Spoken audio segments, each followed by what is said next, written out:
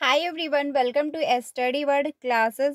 सो friends, आज हम लोग चैप्टर नंबर 2 डिस्कस करने वाले हैं क्योंकि चैप्टर नंबर 1 जो है पूरा कंप्लीट हो गया है। अगर आपने क्लास नहीं देखी तो उसको जाकर के ज्वाइन कर लीजिएगा, आपको सारी क्लासेस मिल जाएंगी। ये जो चैप्टर है क्लास 6 का ज्योग्राफी का चैप्टर नंबर 2 है। चैप्टर नंबर 1 कंप्लीट हो गया है, हिस्ट्री कंप्लीट हो चुकी है। उसकी चैप्टर वाइज क्लासेस आपको मिल जाएंगी, प्लेलिस्ट बनाई हुई है, तो आप लोग उसको ज्वाइन कर लीजिएगा। तो चलिए फिर आज की क्लास को कंटिन्यू करते हैं। आज का जो है चैप्टर का जो टॉपिक है रहने वाला है वो ग्लोब यानी अक्षांश एवं देशांतर के बारे में है। इसके बारे में हम लोग समझेंगे क्योंकि यहाँ से क्वेश्चन आपके एग्जाम में पूछे जाते हैं। ठीक है, तो चलिए फिर स्टार्ट करते हैं। चैनल पे पहली बार आए हो तो प्लीज़ वीडियो को लाइक कर दीजिएगा और चैनल को भी सब्सक्राइब कर लीजिएगा, क्योंकि आपको सारी अपडेट मिल जाती है टीचिंग से रिलेटेड। और साथ ही आपको सीटेट पेपर 1 एंड पेपर 2 दोनों की तैयारी भी करवाई जाती है। तो चलिए फिर स्टार्ट करते हैं। इसमें कहा गया है यानी ग्लोब देशांतर और अक्षांश के बारे में यहाँ पर बात कही गई है कि हमारी पृथ्वी जो है गोलाकार नहीं है। यह जो है उत्तर एवं दक्षिणी ध्रुव पर जो है थोड़ी सी क्या है चिपटी तथा मध्य में थोड़ी सी उभरी हुई है। यानी कि अगर कहा जाए कि गोलाकार है तो पृथ्वी जो है गोलाकार नहीं है। ठीक है, क्या आप कल्पना कर सकते हैं कि यह कैसी दिखती है? इस संबंध में जानकारी प्राप्त करने के लिए आप अपनी कक्षा में जो है सावधानी पूर्वक ग्लोब को देखिए। ये जो है ग्लोब है जो कि दिखाया भी जाता है क्लासेस में बच्चों को। ग्लोब पृथ्वी का जो है लघु रूप में एक वास्तविक प्रतिरूप है, क्योंकि पृथ्वी के जैसा ही बिल्कुल दिखाया जाता है जो ग्लोब होता है, और उसी का जो है लघु रूप यानी छोटा रूप है। ग्लोब विभिन्न आकार एवं प्रकार के हो सकते हैं। बड़े ग्लोब जो है आसानी से एक स्थान से दूसरे स्थान नहीं ले जाए जा सकते हैं। पॉकेट के में जो है रखने योग्य छोटे ग्लोब तथा गुब्बारे जैसे ग्लोब जिनमें हवा भरी जा सकती है एवं आसानी से एक स्थान से दूसरे स्थान ले जाए जा सकते हैं। ग्लोब जो है स्थिर नहीं होते हैं। ठीक है, इसे उसी प्रकार जो है घुमाया जा सकता है जैसे कुम्हार का पहिया या जो है लट्टू घूमता है। ठीक है, ये गोल गोल घूमता रहता है। ग्लोब पर देशों, महाद्वीपों तथा जो है महासागरों को उनकी सही आकार में दिखाया जाता है कि कहाँ पर क्या स्थित है। ठीक है, पृथ्वी के जो है समान किसी जो है गोले पर किसी बिंदु की स्थिति का वर्णन करना कठिन है। अब यह प्रश्न उठता है कि इस पर किसी स्थान की स्थिति कैसे बताई जा सकती है। इसके लिए हमें कुछ बिंदुओं एवं रेखाओं के संदर्भ की आवश्यकता होती है, क्योंकि अगर हम ऐसे ही पृथ्वी को देखेंगे तो नहीं समझ सकते कहाँ पर क्या है। अगर किसी रेखाओं के माध्यम से या फिर किसी जो है चिन्ह के माध्यम से जब तक उसको शो ना किया जाए। ठीक है, आगे चलते हैं। पृथ्वी के समान किसी गोले पर किसी बिंदु की स्थिति का वर्णन करना कठिन है, ये हो चुका है। आगे चलते हैं। एक सुई जो है ग्लोब में झुकी हुई अवस्था में स्थित होती है, जिसे अक्ष जो है कहा जाता है। ग्लोब पर वे जो है दो बिंदु जिनमें होकर सुई गुजरती है, उत्तर तथा जो है दक्षिण ध्रुव है। ग्लोब को इस सुई के चारों ओर जो है पृथ्वी की भांति पश्चिम से पूर्व की ओर घुमाया जा सकता है। लेकिन याद रखें कि इन दोनों में एक अंतर है कि पृथ्वी पर वास्तव में ऐसी कोई सुई नहीं होती है। यह अपने अक्ष पर चारों ओर घूमती है, जो एक काल्पनिक रेखा है। ठीक है, यानी कि सुई नहीं है, बट ये क्या है, वास्तविक रूप से घूमती है और एक काल्पनिक रेखा है। एक अन्य काल्पनिक रेखा भी ग्लोब को दो जो है बराबर भागों में बांटती है, जिसको हम क्या कहते हैं, विषुवत रेखा कहते हैं। ठीक है, ये जो है आप देख सकते हैं क्या है, विषुवत रेखा, क्योंकि पृथ्वी को दो भागों में डिवाइड कर रही होती है। पृथ्वी के उत्तर में स्थित आधे भाग को उत्तरी गोलार्ध तथा दक्षिण वाले आधे भाग को दक्षिण गोलार्ध कहा जाता है। ये दोनों बराबर के आधे भाग होते हैं। इस प्रकार विषुवत वृत्त जो है पृथ्वी पर एक काल्पनिक वृत्त बनाती है। यौम यह जो है पृथ्वी पर विभिन्न स्थानों की स्थिति बताने का सबसे महत्वपूर्ण संदर्भ बिंदु है। विषुवत वृत्त से ध्रुवों तथा स्थिति सभी समांतर जो है वृत्तांतों को अक्षांश रेखाएं कहा जाता है। अक्षांशों को अंश में जो है मापा जाता है। विषुवत वृत्त जो है शून्य अंश अक्षांशों को दर्शाती है। चूंकि विषुवत वृत्त के से दोनों तरफ ध्रुवों के बीच की दूरी पृथ्वी के चारों ओर के वृत्त का एक चौथाई है, अतः इस माप जो है इसका माप होगा 360 अंश। ठीक है, का 1/4 यानी कि 90 अंश। इस प्रकार 90 अंश उत्तरी अक्षांश तथा जो है उत्तरी ध्रुव को दर्शाता है। 90 अंश जो है दक्षिणी अक्षांश जो है दक्षिणी ध्रुव को दर्शा रहा होता है। आगे चलते हैं। अब बात करते हैं कि इस प्रकार विषुवत वृत्त के उत्तर की सभी समांतर रेखाओं को उत्तरी अक्षांश कहा जाता है तथा विषुवत वृत्त के दक्षिणी स्थित सभी समांतर रेखाओं को दक्षिणी अक्षांश कहते हैं। यानी कि जो उत्तर की जो समांतर रेखाएं हैं उसको उत्तरी अक्षांश और जो दक्षिण की समांतर रेखाएं होती हैं उसे दक्षिणी अक्षांश कहते हैं। इसीलिए प्रत्येक अक्षांश के जो है मान के समान उत्तरी दिशा यानी कि उत्तर या दक्षिण को भी लिखा जाता है। सामान्यतः इसे जो है उत्तर या दक्षिण अक्षांश के व्यक्त किया जाता है। उदाहरण के लिए महाराष्ट्र में जो है चंद्रपुर योम जो है ब्राजील में जो है वेलो होरिजोंटे दोनों एक ही अक्षांश यानी कि 20 अंश पर स्थित है। लेकिन जो है चंद्रपुर विषुवत वृत्त के 20 अंश उत्तर में योम बेलो होरिजोंटो जो है विषुवत वृत्त के 20 अंश जो है दक्षिण में स्थित है।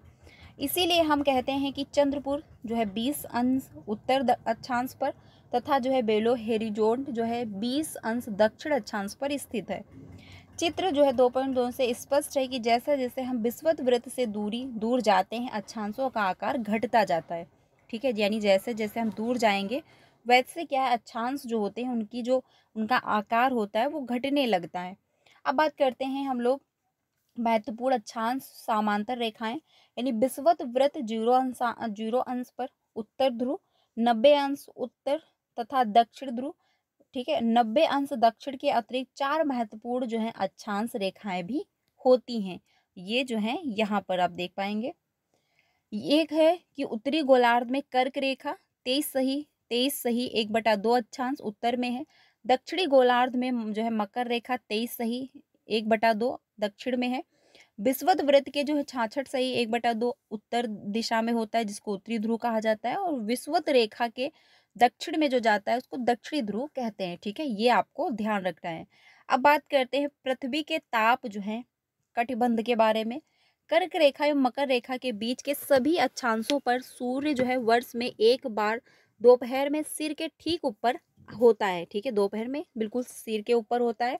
इसीलिए इस क्षेत्र में सबसे अधिक ऊष्मा होती है तथा इसे उष्ण कटिबंध कहा जाता है क्योंकि सूर्य की जो किरणें होती हैं यानी मान के चलिए पृथ्वी है, सूर्य यहाँ पर है, दोपहर के टाइम सूर्य की किरणें सीधी पड़ रही होती हैं तो जब सीधी पड़ती तो हीट बहुत ज़्यादा होती है और ऊष्मा भी बहुत ज़्यादा होती है। इसी को कहते हैं उष्ण कटिबंधीय क्षेत्र। यहाँ पर सबसे ज़्यादा जो है पेड़ पौधे पाए जा रहे होते हैं।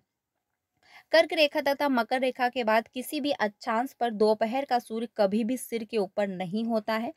ध्रुव की तरफ से जो है सूर्य की किरणें तिरछी होती जाती हैं।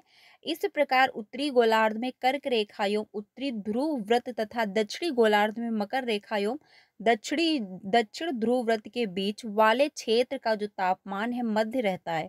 इसीलिए इसे जो है शीतोष्ण कटिबंध कहा जाता है। ठीक है, यानी सामान्य रहता है तो इसीलिए शीतोष्ण कटिबंध कहा जाता है। आगे चलते हैं। उत्तरी गोलार्ध में उत्तर ध्रुव व्रत एवं उत्तरी ध्रुव तथा दक्षिणी गोलार्ध में दक्षिणी ध्रुव व्रत एवं दक्षिणी ध्रुव के बीच के क्षेत्र में ठंड बहुत होती है क्योंकि यहाँ सूर्य जो है क्षितिज से ज़्यादा ऊपर नहीं आ पाता है। इसीलिए ये शीत कटिबंध कहते हैं, यानी वहाँ पर सूर्य की किरणें बहुत अच्छे से नहीं पड़ पाती हैं, इसीलिए वहाँ पर ठंडी अधिक होती है। अब बात करते हैं देशांतर क्या है, इसको भी हम लोग समझ लेते हैं। किसी स्थान की स्थिति को बताने के लिए उस स्थान के अक्षांश के अतिरिक्त कुछ और जानकारियों की आवश्यकता भी होती है।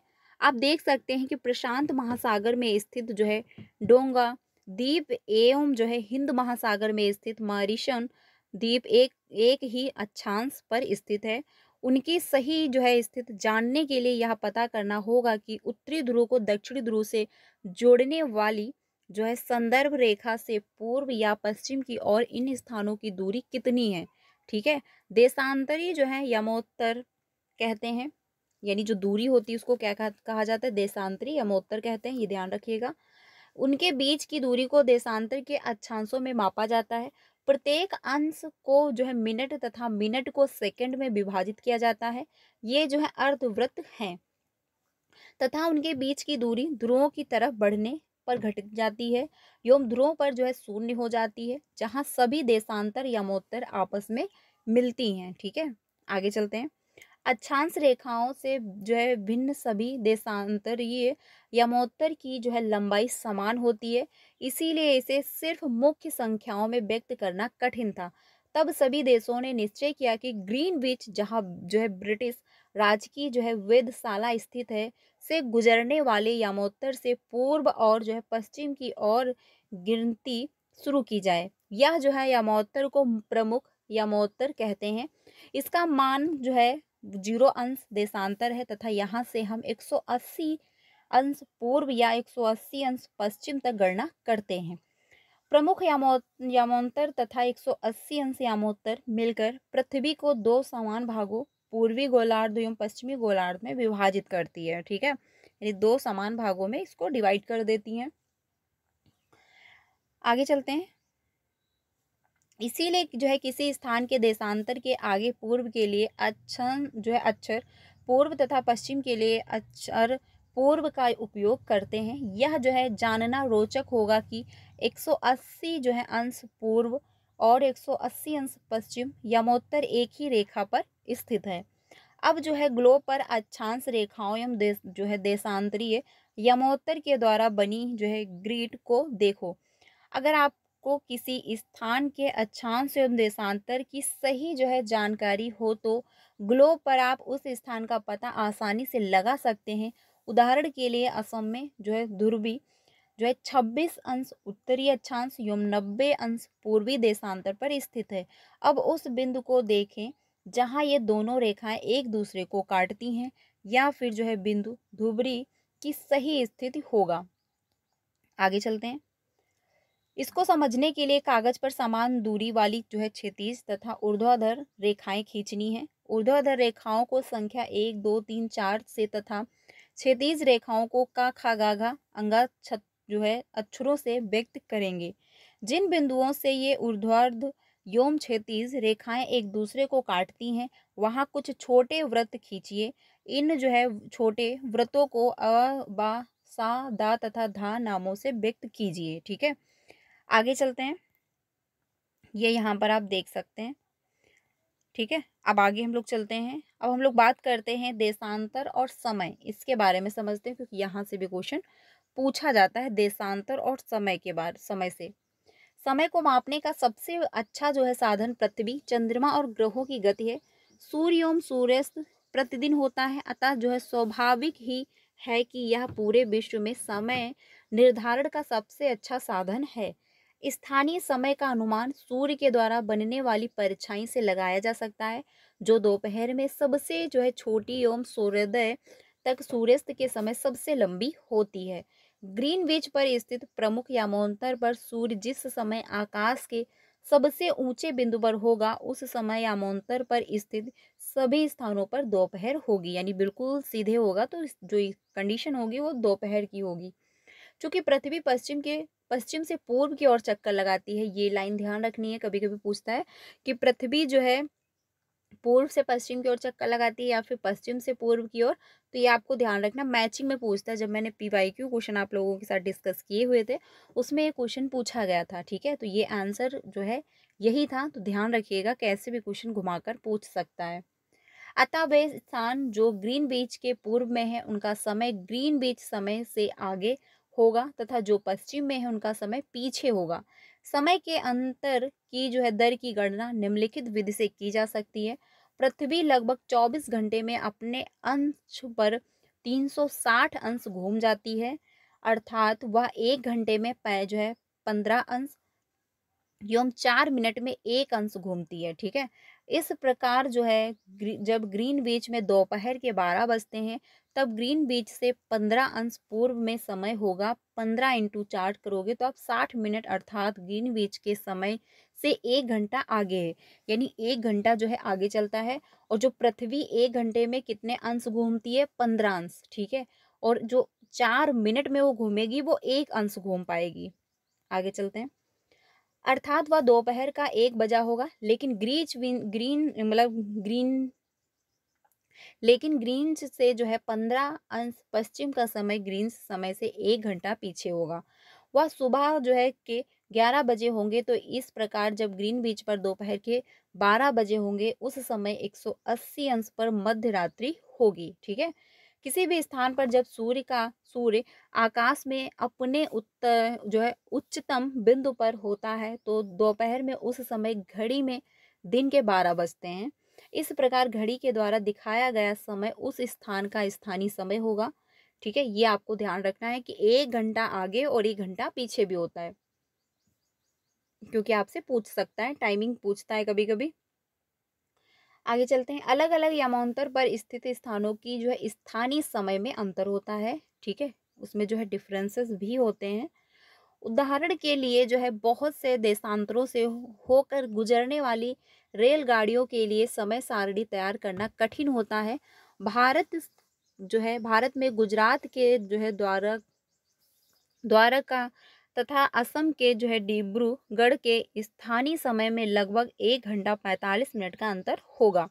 इसीलिए आवश्यक है कि देश के मध्य भाग से होकर गुजरने वाली किसी यामांतर के स्थानीय समय को देश का मानक समय माना जाएगा। इस यामांतर रेखा के स्थानीय समय को पूरे देश का मानक समय माना जाता है। भारत में जो है 82 अंश पूर्व को मानक यामांतर जो है माना गया है। इस यामांतर के स्थानीय समय को पूरे देश का मानक समय माना जाता है। इसे भारतीय मानक समय के नाम से जाना जाता है। जो है कबीर भोपाल के निकट एक छोटे से नगर में रहता है। वह अपने मित्र जो है आलोक से कहता है कि वे लोग आज रात्रि में नहीं सो पाएंगे। भारत एवं इंग्लैंड के बीच एक क्रिकेट मैच लंदन में है। क्वेश्चन ऐसे पूछा जाता है। ठीक है, ये जो मैं आपको बता रही हूँ ऐसे कभी कभी क्वेश्चन पूछता है, टॉपिक चेंज करेगा बट क्वेश्चन ऐसे घुमा के पूछते हैं। क्रिकेट मैच जो है लंदन में 2 बजे अपराह्न में शुरू होगा, अर्थात भारत के समय अनुसार मैच शाम के जो है 7:30 बजे शुरू होगा तथा देर रात्रि में समाप्त होगा। क्या आप जानते हैं कि भारत एवं इंग्लैंड के बीच समय में क्या अंतर है? ऐसे क्वेश्चन आपसे पूछ सकता है, तो एटलीस्ट आपको पता होना चाहिए।